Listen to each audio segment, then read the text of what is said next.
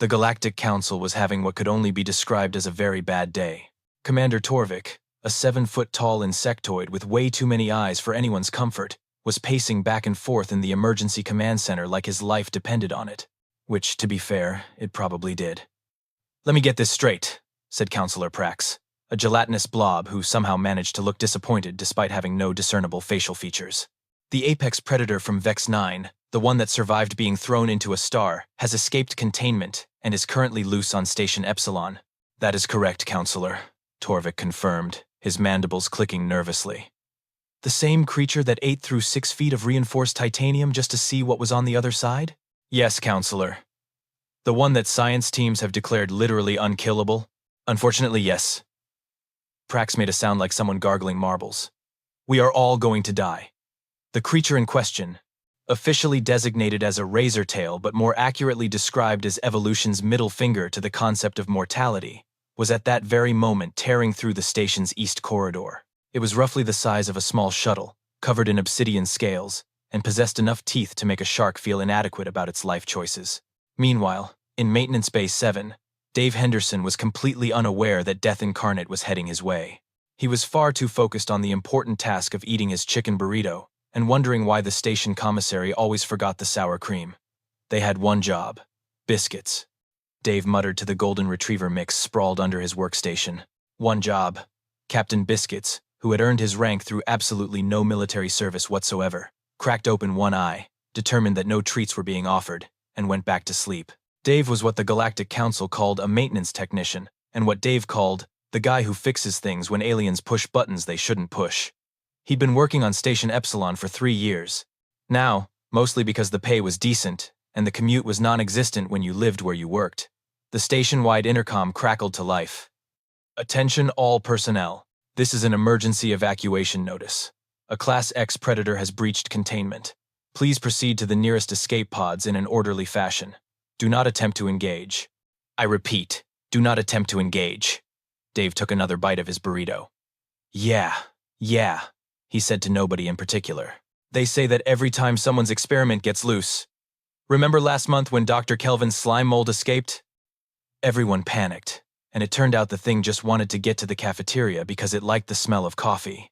Captain Biscuits let out a snore that somehow sounded judgmental. The intercom continued, now with an edge of panic that suggested this might actually be serious. "This is not a drill. The Razortail is extremely dangerous. It has no natural predators. It has no weaknesses. If you see it, run. If you can't run, make peace with your gods." "Bit dramatic," Dave observed, wiping some salsa off his shirt. In the command center, Torvik was watching the security feeds with all of his eyes, which was a lot of watching. The Razortail had just encountered a security checkpoint manned by 3 Voltarian guards, each one armed with plasma rifles and false confidence. The guards fired. The Razortail walked through the plasma fire like it was a pleasant spring rain. The guards stopped firing and made a decision that would let them see tomorrow. They ran like their pants were on fire. "Sensible," Torvik muttered. He pulled up the station schematic, tracking the creature's path. His antennae drooped when he realized where it was heading. "Oh no. What is it?" Prax gurgled. "It's heading toward the maintenance sector." "Well, that's not too bad. That area should be evacuated by now." Torvik pulled up the personnel roster. One name remained in Maintenance Base 7. Henderson, Dave. He read off the screen. Human male. Occupation. Maintenance technician. The entire council chamber went quiet. "Did you say human?" asked Counselor Vreen, a reptilian whose species had learned very quickly not to underestimate Earth's inhabitants. "I did. Has anyone told him about the Razortail?" Torvik checked the logs. "We sent the evacuation notice 7 minutes ago. And according to his biometric readings, his heart rate hasn't changed. He's still in the bay." Prax wobbled anxiously. "Does he not understand the danger?" Vreen leaned back in her chair. "Oh, he understands. Humans just have a very different threat assessment protocol than the rest of us. I once saw a human try to pet a Venusian pain wasp because, and I quote, it looked fuzzy. What happened? The pain wasp was very confused and flew away. I think it had an existential crisis." Back in Maintenance Base 7, Dave had finished his burrito and was considering taking a nap himself when Captain Biscuits suddenly lifted his head. His ears perked up, and he let out a low whine. "What's up, buddy?" The dog stared at the bay door, tail held stiff. That's when Dave heard it. A sound like metal being shredded mixed with something that might have been breathing, if breathing sounded like a diesel engine gargling gravel. Huh, Dave said, standing up. Maybe this one's actually serious. The bay door exploded inward. The razor tail squeezed through the destroyed doorway like toothpaste from a tube. If toothpaste was made of nightmares and terrible life choices. Dave blinked. Well, that's new. The creature was even more impressive up close, in the way that a tornado is impressive right before it turns your house into confetti. Its obsidian scales gleamed under the fluorescent lights, and its eyes, all 6 of them, glowed with the kind of predatory intelligence that suggested it was already planning what to eat after Dave. In the command center, every single counselor leaned forward to watch the feed. Why isn't he running? Prax gurgled. Humans don't always run, Vreen said quietly. Sometimes they do something much worse. What's worse than running? We're about to find out. The razor tail took one thundering step into the bay, then another. Its nostrils flared, sampling the air. It had encountered thousands of species across dozens of worlds, and every single one of them had done the sensible thing when meeting it. They'd panicked, fled, or died. Usually all 3, in that order. Dave scratched his chin, looking the creature up and down like he was considering buying a used car he wasn't entirely sure about. So you're the thing everyone's worked up about, he said. Got to admit, the marketing wasn't overselling it. The razortail's head tilted slightly. In its entire evolutionary history, prey had never spoken to it with what could only be described as mild interest. It decided to remedy this confusion by doing what apex predators do best. Establishing dominance. It opened its mouth, revealing rows of teeth that looked like they'd been designed by a committee of sadists, and let out a roar that shook the walls. Dave covered one ear. Okay, indoor voice, buddy. We're in an enclosed space. The razortail's eyes narrowed. This wasn't going according to plan. That's when Captain Biscuits, who had been hiding behind Dave's legs, decided he'd had quite enough of being scared. He poked his head out, saw the strange, spiky visitor, and did what golden retrievers do when meeting literally anything. He wagged his tail and took a curious step forward. The razortail's predatory instincts, honed over millions of years of evolution, immediately locked onto the movement. It growled. Not at Dave. At Captain Biscuits. In the command center, Torvik's antennae shot straight up. Oh no! What? Prax asked. It just threatened the human's dog. Every counselor who had any experience with humans suddenly sat up straighter. Vreen covered her face with her claws. We need to evacuate the station. Because of the razortail? No, because of what the human is about to do. Dave's expression, which had been one of mild annoyance mixed with curiosity, changed. It didn't change dramatically. There was no shouting, no obvious anger. His face simply went completely flat. His eyes went completely cold, and when he spoke, his voice had the temperature of deep space. Did you just growl at my dog? The razortail, still operating under the assumption that it was the scariest thing in the room, took a step toward Captain Biscuits and growled again, louder this time. Okay, Dave said, his voice still in that same deadly calm tone. Okay, we're doing this. He reached down, gently scooped up Captain Biscuits, and carried him to his tool locker. Stay here, buddy. This'll just take a minute. He closed the locker door. Captain, Biscuits immediately started barking, which in golden retriever language probably translated to either, "Be careful, Dad," or "I believe in you," or possibly, "Are there treats in here?" Dave turned back to face the razortail. He rolled up his sleeves, which was purely symbolic since his jumpsuit didn't have sleeves to roll, but the gesture translated across species barriers. Here's the thing, Dave said, walking calmly toward his workbench. I've had a long day. My burrito was missing sour cream. There was a shipping error, so I've got to recalibrate the gravity net in Sector 9. And I've got a headache from all the alarms. He picked up his plasma welding torch, checked the charge, and turned back to the razortail. But none of that matters anymore. Because you threatened my dog. The razortail, for the first time in its existence, felt something it didn't have a name for. If it had been capable of complex thought beyond hunt, kill, eat, it might have recognized the sensation as doubt. Dave took a step forward. The creature that had no natural predators was about to discover what it felt like to be prey. Nobody, Dave said, and there was something in his voice that made the temperature in the room drop 10 degrees. Threatens my dog. In the command center. Torvik pulled up additional security feeds and opened a station-wide channel. All personnel, this is Commander Torvik.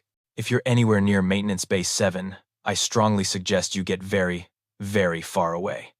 Because of the razor tail? Someone asked over the comms. No, Torvik said, watching Dave advance on the creature with nothing but a welding torch and justified fury. Because of the human. What happened next would be studied in xenobiology classes for the next decade, mostly as a cautionary tale about humanity's complete disregard for the natural order. Dave clicked on the plasma torch. The razor tail, still confident in its millions of years of evolutionary superiority, lunged forward with its jaws open wide enough to swallow a compact car.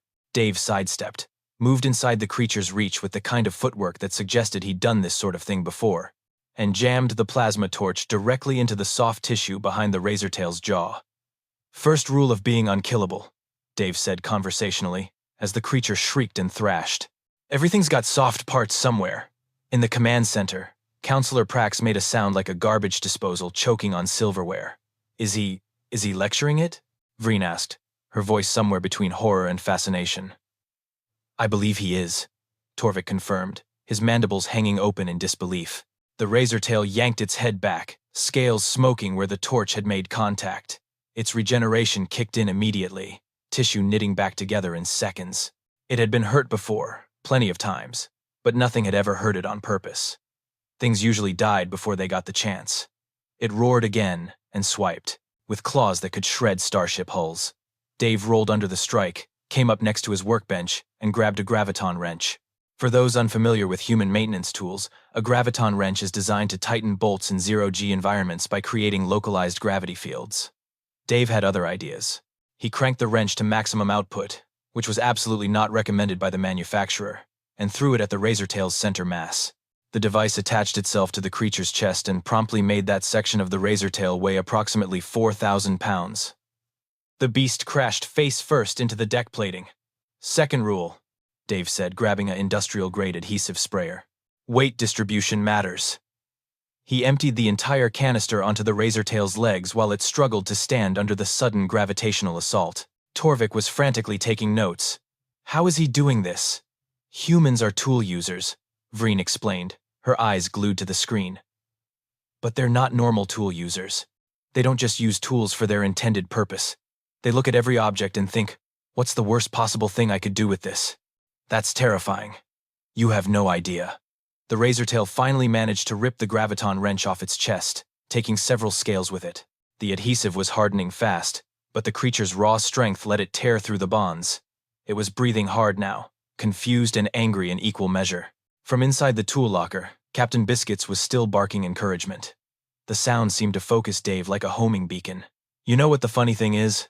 Dave said, circling the creature as it tracked him with all 6 eyes. You're not even the scariest thing I've dealt with this month. 2 weeks ago, I had to explain to Commander Torvik why I couldn't fix the recycling system in Sector 4. He grabbed a canister of compressed coolant. Turns out, someone had been using it as a disposal for classified bio-waste. The razor tail lunged again. Dave dove, rolled, and came up spraying the supercooled liquid directly into the creature's face. Do you know what happens when you mix classified bio-waste with a recycling system? The razor tail's eyes frosted over instantly. It shook its head violently, temporarily blinded. Nothing good, that's what. Dave didn't let up. He moved like someone who'd spent years working in tight spaces with dangerous equipment, every motion efficient and purposeful. He wasn't trying to kill the razor tail. He was trying to make a point, which was somehow more disturbing. The fight moved out of the maintenance bay and into the corridor beyond. The razor tail was regenerating from every injury, but that just meant Dave had to be creative. He used a magnetic containment field to slam the creature into a wall. He jury-rigged a sonic disruptor from a diagnostic scanner and 3 pieces of salvaged hull plating. He even, in a moment that would become legendary, used his lunch thermos as an improvised projectile weapon. My coffee was still hot, by the way, Dave called out as the thermos bounced off the razor tail's skull. That's coming out of your hide. In the command center, the council was dead silent, except for Torvik's continuous commentary. The human has now utilized 17 different improvised weapons, he reported. The razor tail has regenerated from 14 separate injuries. Neither combatant is retreating. Who's winning? Someone asked. Torvik studied the feeds. The razor tail was bleeding from multiple wounds, its movements slower, more cautious. Dave had a cut on his forehead and his jumpsuit was torn, but he was still advancing with the inexorable patience of a glacier. I honestly cannot tell, Torvik admitted, but the Razortail looks confused. Confused?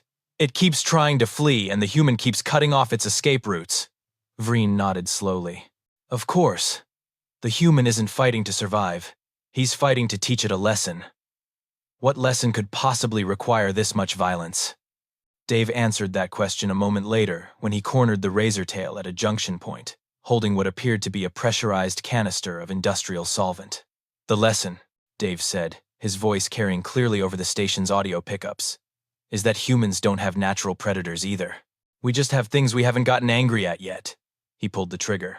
The Razortail, covered in solvent and sporting more injuries than it had accumulated in its entire previous existence, made a decision. It ran. For the first time in its evolutionary history, the apex predator of Vex 9 turned tail and fled from prey. Fascinating, Counselor Prax gurgled weakly. Absolutely fascinating and deeply, deeply upsetting. The Razortail discovered something unfortunate as it fled down the corridor. Running away from a human who's decided you're a problem is like trying to outrun a really motivated tax audit. It's going to catch up with you eventually, and it's going to be unpleasant. Dave jogged after it at a steady pace, carrying a toolkit that was rapidly becoming less maintenance equipment and more improvised arsenal. You can't run forever, Dave called out.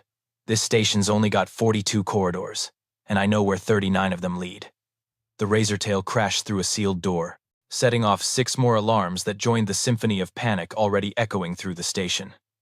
In the command center, Torvik was fielding communications from increasingly worried personnel. Commander, this is Security Station 12.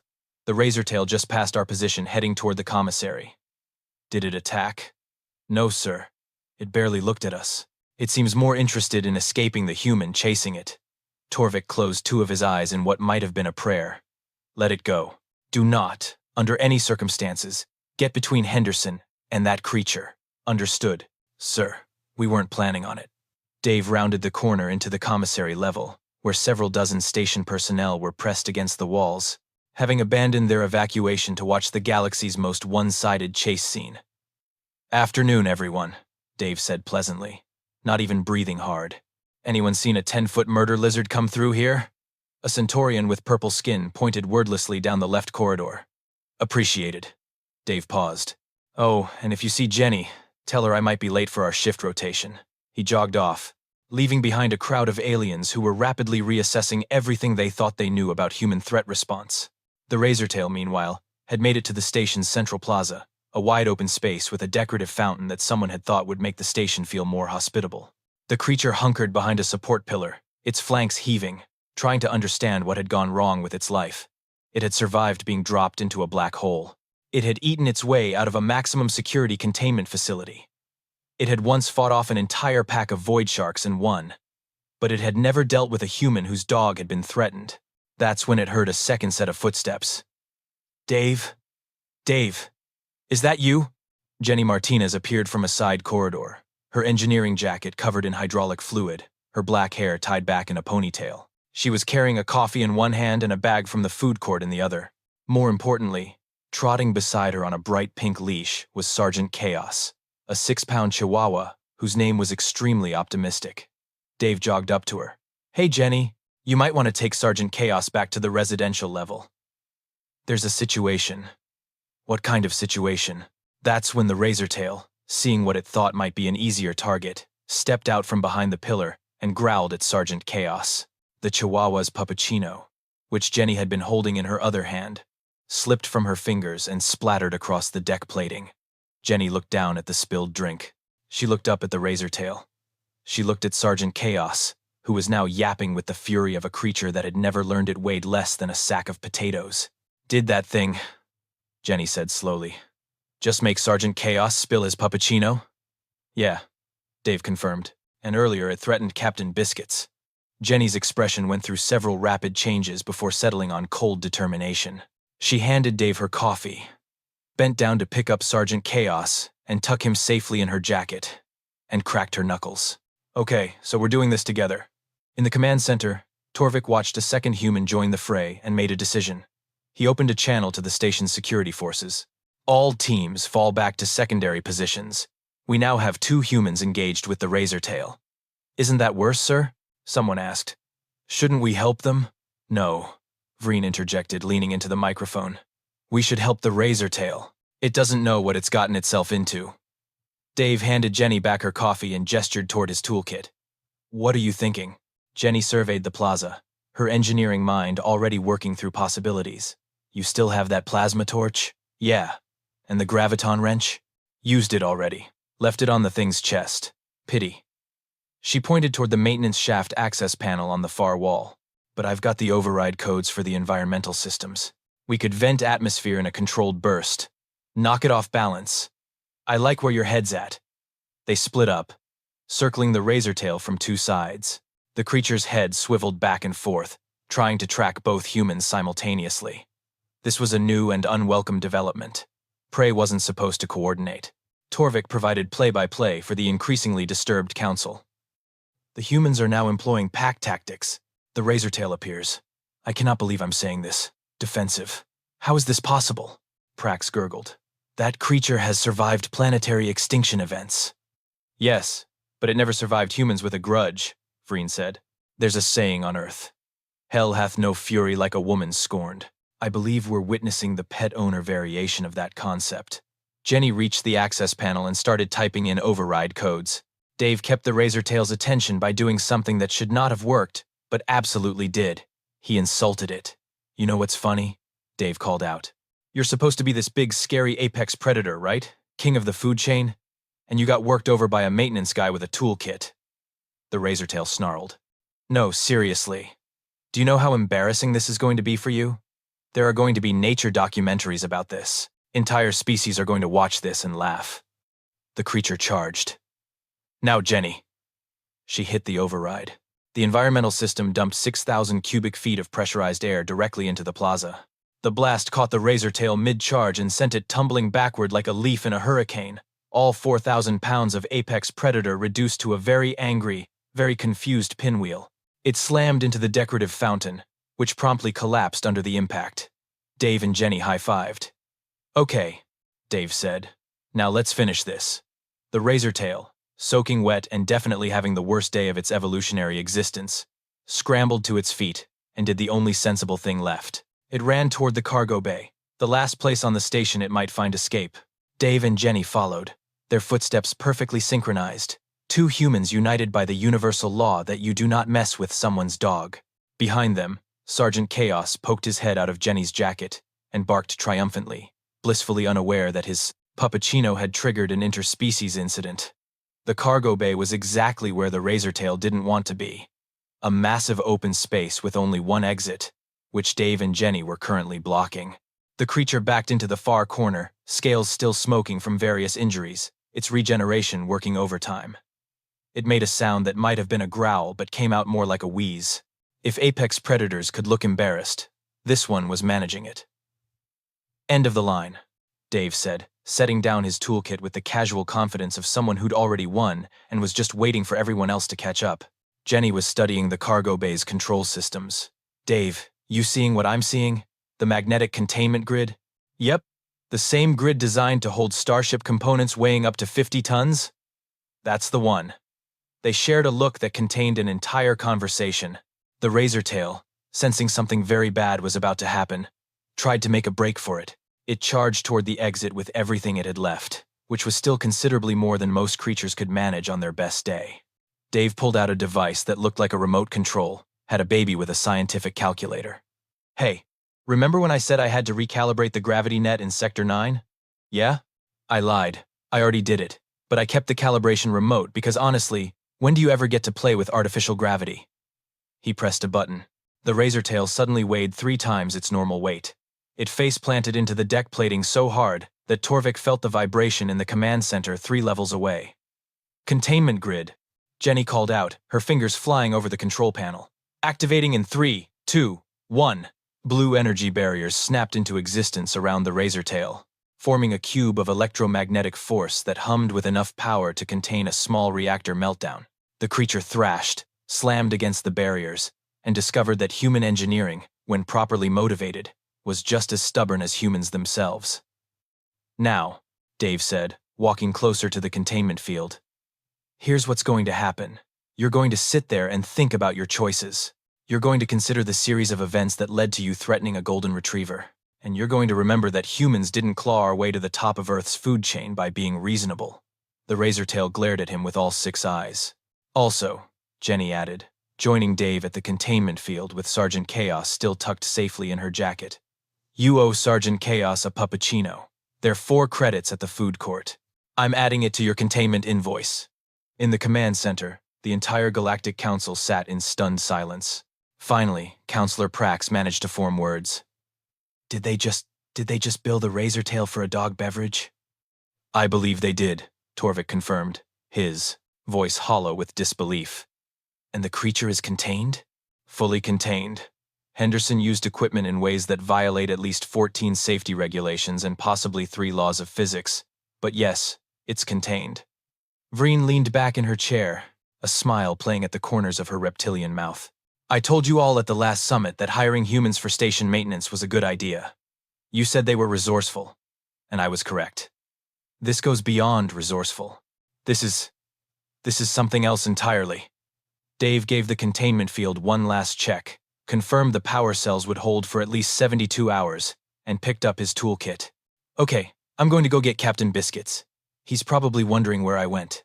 I need to file an incident report, Jenny said, pulling out her datapad. This is going to be the weirdest one yet. Weirder than the time you accidentally created a temporal loop in the water filtration system? Way weirder. They walked toward the exit, chatting about shift schedules and whether the commissary would still be open. 2 humans treating the subduing of an unkillable apex predator like it was another Tuesday. The Razortail watched them go, its superior predator brain finally understanding a fundamental truth about the universe. There's always something higher on the food chain, and sometimes that something wears a maintenance jumpsuit and has strong opinions about pet safety. Dave paused at the doorway and turned back. Oh, and one more thing.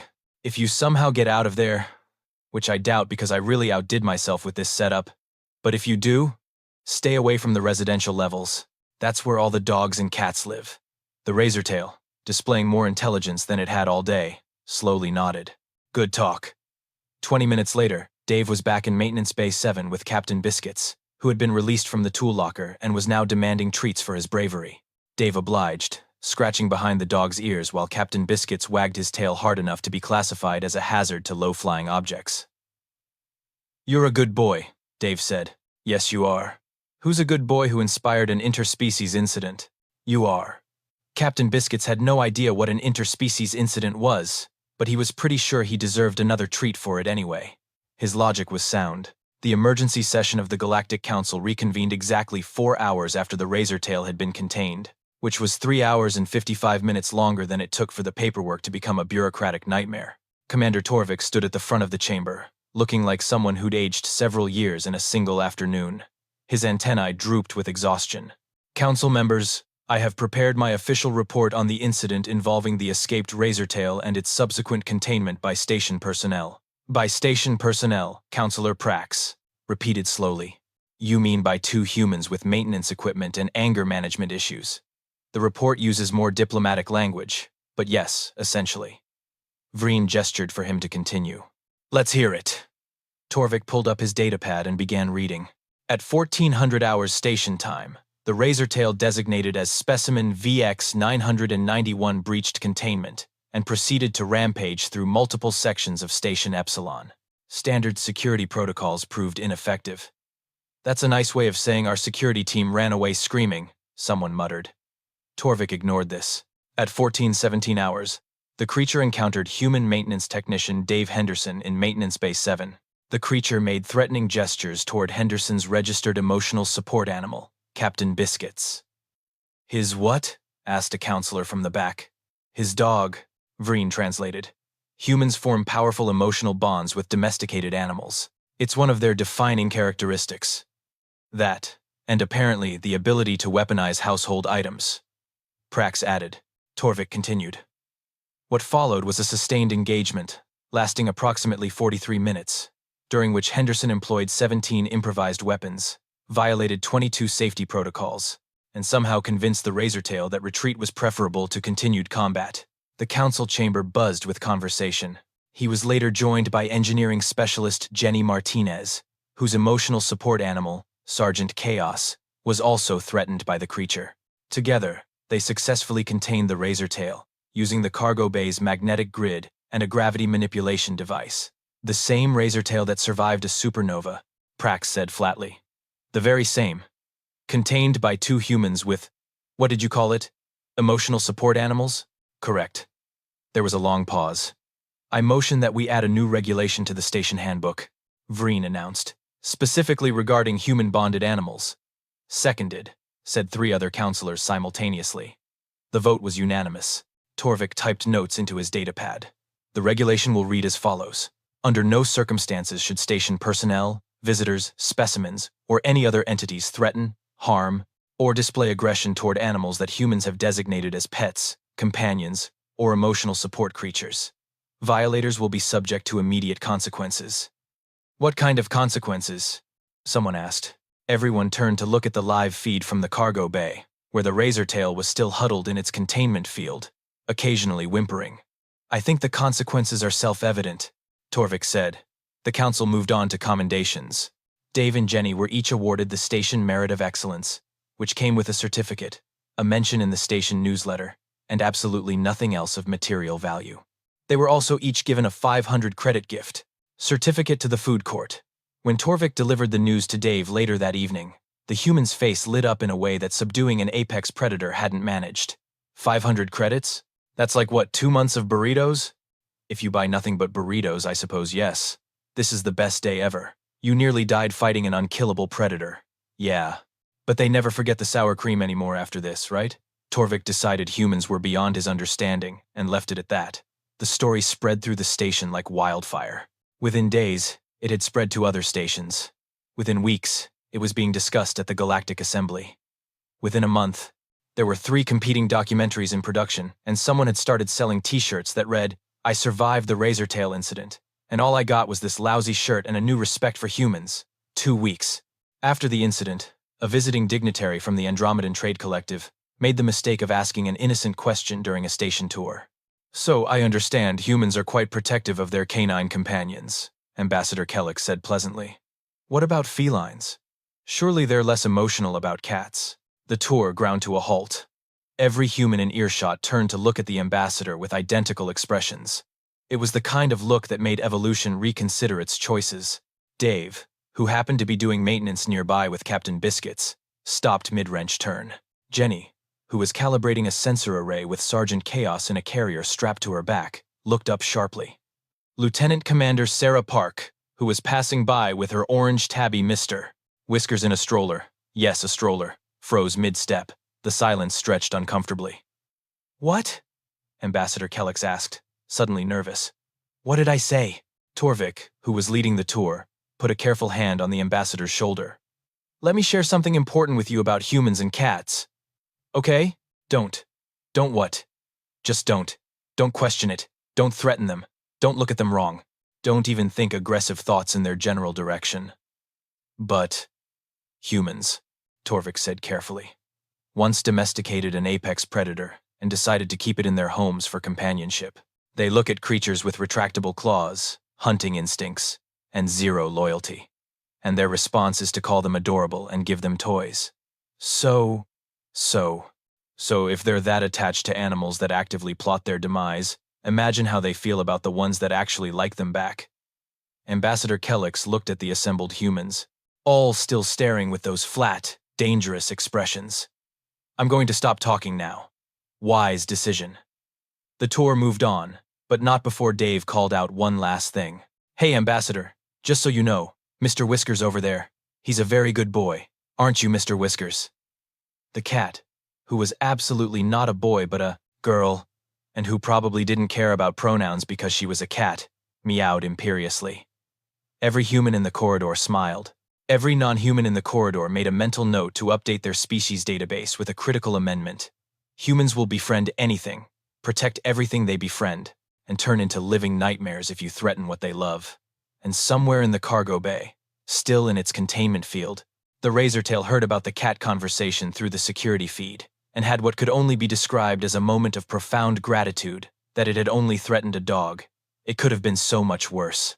Captain Biscuits, blissfully unaware that he'd sparked an interstellar incident, a council regulation, and a fundamental reassessment of human threat responses, was just happy that his human was back and that treats were still plentiful. Life was good. Even if you were the apex predator who learned the hard way that there's no such thing. Not when humans are around.